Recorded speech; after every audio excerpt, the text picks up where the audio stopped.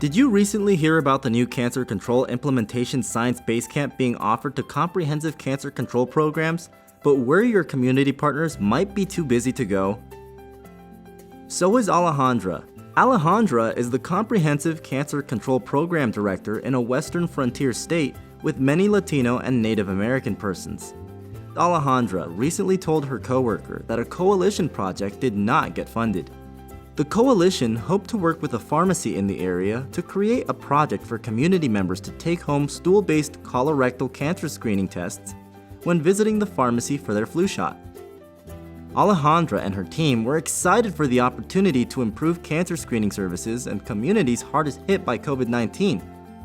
The project is called FluFit, but it was hard to get everyone to work together given how busy they were. Alejandra wondered, would they even have time to participate? Alejandra is feeling stuck. Another cancer program director, Talia, just had a call with her own community partners who plan to participate in the Cancer Control Implementation Science Basecamp. Talia heard that her colleague was worried, so she offered some advice. Perhaps she could also partner with a clinic to offer stool-based colorectal cancer screening kits when patients come for their flu shots. A person from the pharmacy would be welcome to join, but if they are too busy, they can rely or meet with the cancer program staff between sessions to offer input and make decisions. Talia suggests reaching out to the pharmacy right away. Talia encourages Alejandra to ask a community member from the area to participate to make sure their thoughts are included.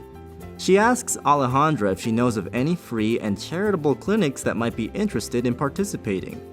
Alejandra could also encourage the local health department in charge of flu shots to participate.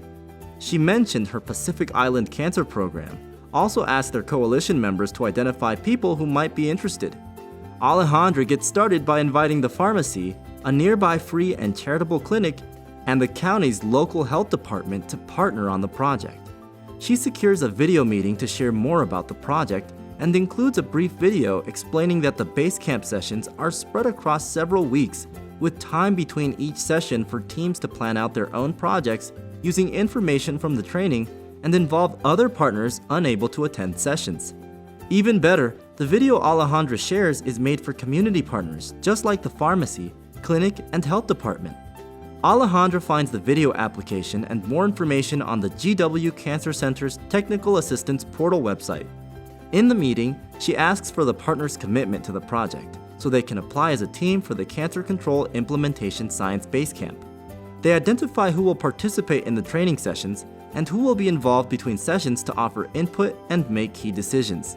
After talking with Alejandra and learning more about the training, the team is excited again to start the FluFit project and learn how to keep it going for a long time. For more details, visit www.cancercontroltap.org.